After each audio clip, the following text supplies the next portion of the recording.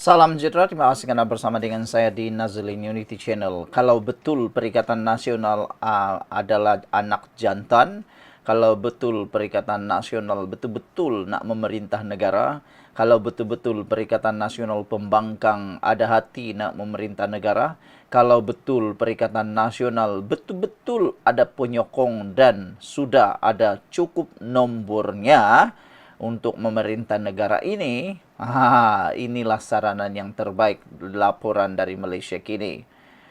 Akhirnya Hasan Abdul Karim mencabar Perikatan Nasional supaya buat undi usul tak percaya di Parlimen kalau Anwar tak layak jadi Perdana Menteri. Ada berani? Wah, itulah sebabnya ada netizen di ruangan komen menyatakan, kalau ada telur, cepatlah usulkan undi tak percaya. Kita nak lihat siapa yang kena malu, siapa yang kena hempap mukanya dengan tai lembu. Malunya bukan alang-alang kerana kalah pula usul tak percaya. Itu kata Hasan Abdul Karim mencabar Perikatan Nasional. Jika Anwar tak layak jadi Perdana Menteri, kemukakan usul tak percaya.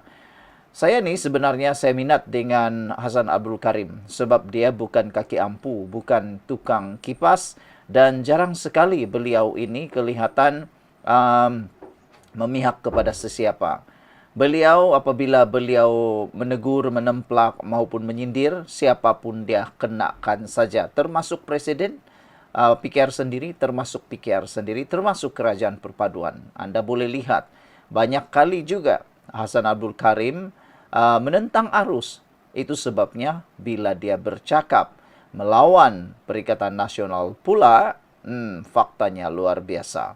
Jadi, beranikah Perikatan Nasional? Pada pendapat anda sebelum kita teruskan laporan berita hari ini, anda tulis dulu ruangan komen. Beranikah Muhyiddin Yassin selaku pengerusi Perikatan Nasional membawa usul undi tak percaya di Parlimen? Beranikah PAS yang selama ini kuat sangat bersuara kononnya dialah paling hero, dialah paling layak, dan dialah sebenarnya yang boleh menjadi Perdana Menteri dan sebagainya, beranikah mereka kemukakan usul undi tak percaya di Parlimen? Itu soalan pertama. Beranikah Muhyiddin, PAS, Perikatan Nasional Bersatu membawa usul tak percaya di Parlimen? Soalan kedua, kalau sudah berani bawa pula, agak-agak boleh menangkah Perikatan Nasional dalam usul undi tak percaya itu. Karena sebelum ini mereka kata mereka dah cukup nombor.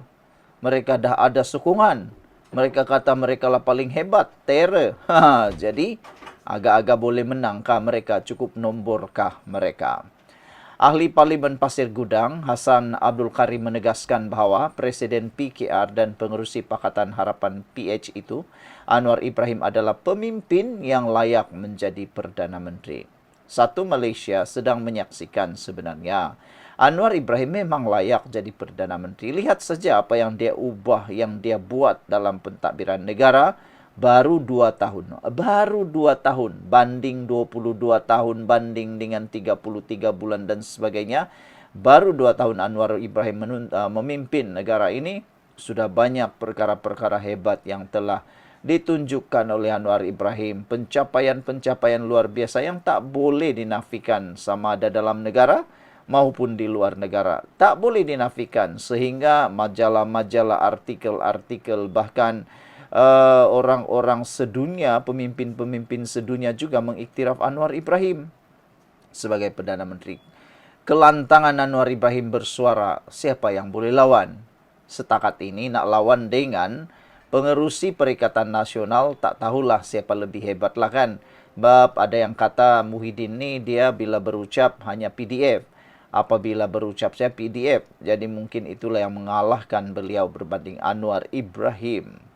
Sehubungan itu, ahli Parlimen lantang PKR itu mencabar ahli-ahli Parlimen Perikatan Nasional PN supaya mengemukakan usul tidak percaya terhadap kepimpinan Perdana Menteri pada sidang Parlimen 3 Februari ini jika mereka berfikiran sebaliknya. Di Dewan Rakyat itu nanti adalah tempat yang wajar menentukan sama ada Anwar layak atau tidak layak menjadi Perdana Menteri. Jangan menyalak saja di media sosial, jangan menyalak saja di luar dewan. Kata ahli parlimen Hasan Abdul Karim ini, bawa di dalam dewan, di sana paling wajar. Jangan suruh orang letak jawatan, jangan suruh orang undur diri semata-mata, karena itu perbuatan yang dayus dan agak pengecut. Saya harap cabaran ini, kata Hasan Abdul Karim, dijawab oleh Ketua Penerangan Bersatu, Tun Faisal Ismail Aziz, dan pemimpin-pemimpin PN lainnya. Katanya dalam satu kenyataan, Hasan mengulas kenyataan Tun Faisal yang mengemukakan beberapa dalil dan mencabarnya untuk mengakui bahwa Anwar dan timbalannya Ahmad Zaid Hamidi bersama kepimpinan kerajaan campuran Pakatan Harapan Barisan Nasional BN tidak layak memerintah negara. Tun Faisal mendakwa kerajaan PHBN gagal menunaikan janji-janji pilihan raya, termasuk menurunkan kos sara hidup, menghapuskan tol dan melaksanakan reformasi institusi. Okeylah, kalaulah Anwar Ibrahim atau Pakatan Harapan BN ini tumbang, agak-agak Perikatan Nasional bolehkah menurunkan kos sara hidup? Itu soalan paling mudah. Bolehkah Perikatan Nasional menurunkan kos sara hidup? Ada buktikah Perikatan Nasional mampu menurunkan kos sara hidup? Kerana dalam pemerintahan mereka sebelum ini sebagai Perikatan Nasional, Kerajaan Perikatan Nasional, macam mereka pun tak mampu menanganinya dengan baik. Anda masih ingat itu? Banyak perkara yang berlaku. Menghapuskan tol, itu pun tak pernah juga berlaku dalam Perikatan Nasional, dan melaksanakan reformasi institusi. Dia juga menyifatkan pentadbiran Anwar lebih teruk berbanding kerajaan sebelumnya selain membangkitkan isu-isu seperti keputusan DNAA terhadap Zahid dan kegagalan kerajaan menangani kes kapal tempur pesisir LCS. Jadi sekarang nak tanyalah kan, pentadbiran yang sebelumnya yang dikatakan baik ini, apa yang baik berbanding Anwar? Tolong senaraikanlah. Apakah pentadbiran yang lalu, yang lebih baik yang disebut oleh Tun Faisal itu yang lebih baik daripada Anwar? Kalau dapat disenaraikan 10, itu pun kira baiklah. Macam tu. Menurut Tun Faisal lagi, bekas pembina UMNO itu turut mempersoalkan integriti kepimpinan kerajaan perpaduan dengan mendakwa mereka mengkhianati mandat rakyat dengan pelbagai kegagalan. Kenyataan ini menimbulkan reaksi daripada Hasan yang mempertahankan kelayakan Anwar sebagai Perdana Menteri. Menurut Tun Faisal, tindakan Hasan yang mempertahankan kerajaan PHBN hari ini sebagai tidak lagi rasional, terutamanya selepas dia dipanggil oleh lembaga disiplin PKR pada November tahun lalu. Mengulas lanjut, Hasan berkata dia menghormati pandangan Tun Faisal namun tetap berkeyakinan bahawa Anwar mampu menjadi Perdana Menteri yang baik dan akan berjaya membangunkan rakyat dan negara. Dia turut menolak tuduhan bahawa kritikan terhadap PN membawa maksud dirinya menganggap kepimpinan kerajaan perpaduan termasuk Anwar Ibrahim dan Zahid sebagai maksum.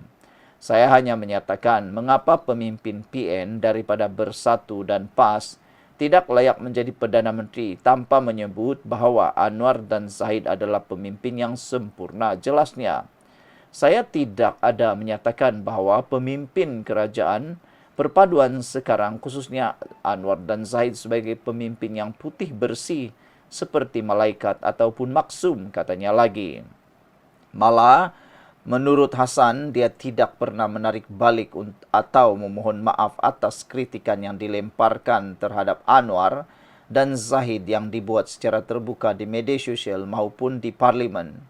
Keputusan Lembaga Disiplin PKR untuk tidak mengambil tindakan terhadap saya menunjukkan saya bertanggungjawab atas apa yang saya nyatakan, katanya.